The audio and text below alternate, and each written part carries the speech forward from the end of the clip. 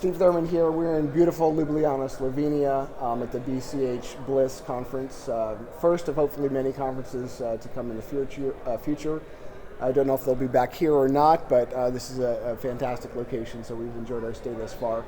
I'm here with Jeremy, and I don't even know if there's a last name. So I don't publicize that much. A bit cypherpunk, you know. Okay, understood, and I can certainly appreciate that. Jeremy's probably one of the, if not the biggest influencer as far as socials in the BitcoinCash space. He runs the BitcoinCash Podcast. There's a BitcoinCash TV. Yeah, BitcoinCash Podcast, yeah. Okay, all right. So just want to kind of get your take on the conference, if you want to share your involvement here, and just kind of give us a 30,000-foot view on BCH, the relevance of this conference, and where you see the eco space going in the future, if you would. Yeah, well, it kind of comes from the history of BCH split with BTC in 2017, and after some initial surge of momentum and conferences and so forth, the market and the censorship and propaganda and all that kind of turned against us. The price started sliding, so the community was having a really tough time, and people are infighting as well when you've lost the brand and people are disaligned on what's the vision that they want, so on and so forth. And so there wasn't really that many BCH conferences, certainly not any big ones that a lot of people remember as like, wow, this classic event. I was talking to some guys last night who were talking about 2017, etc. But there was one in Townsville in 2019 in Australia, which brought together some of the key people who are still here today, who are collaborating on the key parts of the ecosystem. Now in 2020, the pandemic started, and that made it much harder for the community to have any events. So there kind of was no events in that period of time, 2020, 2021, even by the end of 2022, when we had BCH 22 in St. Kitts and Nevis, which was amazing. And I went to that, and that was a great event, but they didn't really have a follow-up plan to do another one, right? And so then in 2023, there was again no BCH conference. The community is still quite small, so it doesn't have kind of global traction and things popping up everywhere. And I saw that as a bit of a gap in the market. I mean, I'd been working on the podcast, had been growing in traction, and it got to a point where I realized, I have some free resources, I have some free time, and we've got the sort of reach and the platform to do it. We need to get a physical meetup going, and the impetus is, of course, the ABLA upgrade, the BitcoinCash upgrades every year on May the 15th, and we've got the adjustable block size limit algorithm being added today, so that was kind of like a good shelling point to get everyone together. And I heard about Jonathan, who's also helping to organize, and he wanted to do something. He wanted to do a meetup with a few devs, but I heard him talking about it, and I said, look, let's open it up to the public, so it's not just invite only, and a few other people will definitely want to be involved, and they'll come into it.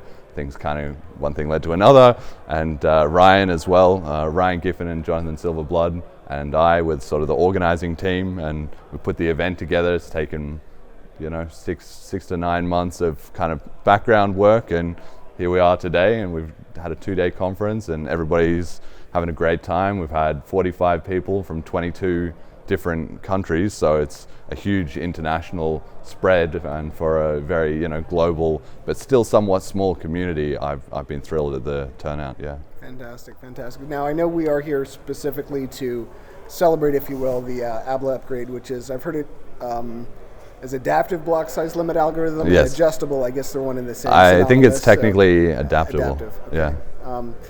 So I know that deals with actually increasing the block size. Does it do anything as far as throughput? Because I know it's certain points in scaling, throughput becomes an issue. The bottlenecking effect becomes an issue. Does ABLA do anything for that at all, or is there anything? Is there another chip maybe that's addressing the bottlenecking issue that you have with blockchains in general? Yes. So scaling in crypto is obviously a huge topic, but ABLA is technically just raising the block size limit or adjusting it. So it can go up, both up and down, but the goal is up as traffic grows. Dynamic. Yeah. Okay. It's got a floor of 32 megabytes, but it can rise infinitely in theory from there, but it will fluctuate up and down. The more traffic the network gets, the more it grows. If things die off, it dies down to reduce the burden on infrastructure providers. So in that sense, the only change is the rising limit. It doesn't do anything otherwise to optimize the protocol or anything like that. But that said, the reason a lot of cryptocurrencies have scaling problems is because they're using EVM and the account model, whereas the UTXO model is already parallelizable. In the EVM scene, you hear about people talking about sharding. Well, Bitcoin and other similar chains like it are sort of sharded by default, and that's one, like every transaction is its own shard, is one way you can think of it. And that's why everybody got so excited about Bitcoin in the first place. If Ethereum had been the first launched coin, I don't think we'd have the crypto industry we have today, because it would obviously not have been viable. So you have EVM chains that struggle with scalability at a certain point. UTXO chains are much better, with the exception of BTC, which has been politically roadblocked, and a lot of people don't realize that the scaling problems are not technical, they are political. And then in BCH, we of course don't have that constraint. We have other problems like having lost the brand and the smaller community size and so forth. But when it comes to the scaling, there is still a lot of work that needs to be done on that, but it's not really at the level of the protocol. People are discussing the VM limit tweaks, which will hopefully also make things a little bit more efficient and powerful for next year, but that's still in research, so there's nothing this year, although the main changes that need to be made there are actually in the node software. So not in the protocol, but actually the software needs to be better optimized for running on multiple cores and so forth. And there has actually been some Flipstarter funding, the crowdfunding, BCH crowdfunding recently, to improve and research that significantly. That just got a stack of cash to look into that. So work is always ongoing in the scaling arena for the BCH community. Which is it's essential. It has to be. Would you say that contrasting the 1 meg Greg coin and the BSVers, that ABLA kind of strikes a happy medium in that regard, where it does increase the block size right out of the gate here as soon as it's implemented, and has the ability to adapt and increase in size, but not throwing the whole thing to an infinite block size. So would you say that's a good, for the layman out there, a good description that strikes a happy medium between not being too small and not being infinitely large, which is more prone to attack? Yes. Okay. Yes. Well, that's exactly right. That's exactly how I see it.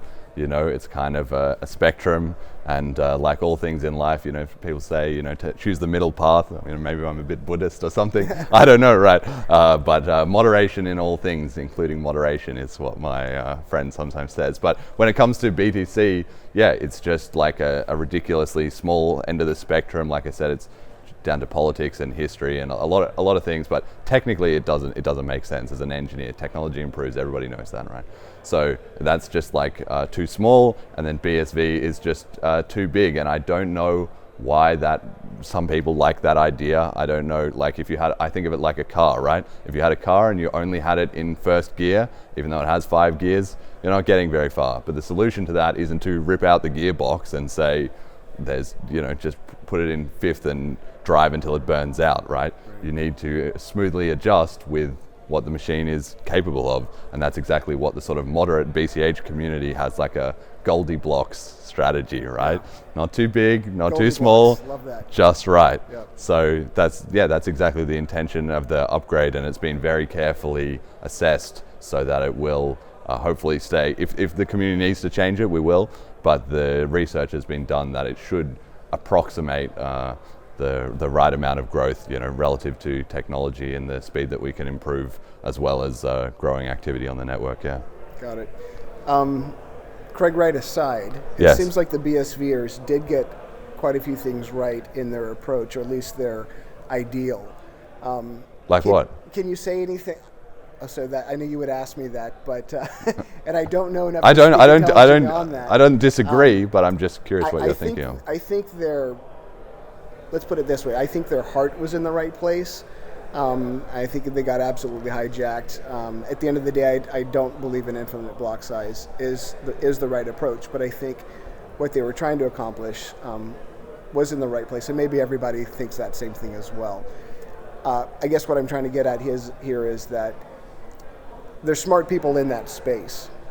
Can you say something to maybe that community, extending an olive branch to the BSV community, to come back to the fold, so to speak, and help build BitcoinCash. Yeah, no, I'm actually very pro that type of approach. I've recently had on the show Joshua Hensley a few months back, and he's great. He's one of my favorite commentators on crypto. Doing crypto videos myself, I obviously pay attention to tons of people, and his is one of the. Every time a new video pops up, I'm clicking that so far. So I think he's great. I think the BSV community, you're right. There is a lot of passionate and good people in there. There's some terrible ones as well, but that's true of any crypto, any large group of people. That's what you're going to end up with. So I think in general they got a bit lost on 2 points. One is, and they're interrelated, one is the Craig Wright is Satoshi thing, which was never the case, but at least some people believe that or bought into that.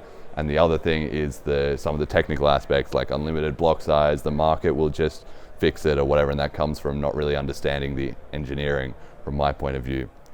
But there is something, like you said, to say for that, which is that they tend to have a little more focus on the economic side of it. If you again, like the BTC side, maybe usually the most technically sympathetic, I'm not going to say that technically minded, but sympathetic people were persuaded in the block size war with arguments about, well, the technology won't do it and we have the best devs and stuff like that. And BSV people tend to be the opposite, where they are most persuaded by the free market will sort this out. We shouldn't be the ones meddling in there, and both are true, right, to some extent, or in the right circumstance, and that's why I think BCH strikes the right balance. But I do hope those people who were in BSV, whether they rethink about any of those issues or not, take a serious look at BCH. And about a year ago, or maybe a little longer, at the start of 2023, I actually started making efforts to try and reintegrate some of those people into the BCH community. I hosted some Twitter spaces that we did. We called it the Bitcoin merge. It was a bit of a joke. There's no way for the communities to actually merge the blockchains, but in theory, if enough of one side sells out and buys into the other chain, then you've essentially reintegrated the community. And at the time, there was a lot of people, including some that are here now, who were quite skeptical of that. And they thought, oh, you're just opening the door to these guys that we've had problems with and yada, yada, yada. But I didn't really agree with that, because I felt like the most harmful people were very visibly known, and so they would be unlikely to be the ones leading the charge to get back involved. And I also felt like the BCH community had come to a self-assured place that it was able to handle a few people coming in with maybe some different opinions. That's just growth. Anytime you have a growing community, you are going to get new opinions, but people joining a community have to adopt to the norms of that community in some respect. They start at the bottom of the pile. Nobody's listening to them, to begin with. They have to earn their credibility exactly proof of work in the existing framework. And I felt like BCH had quite a strong culture, and it could tolerate some of that. So I've made efforts to get those guys involved, and the effort of the effect of the COPA trial and all that has also been quite interesting.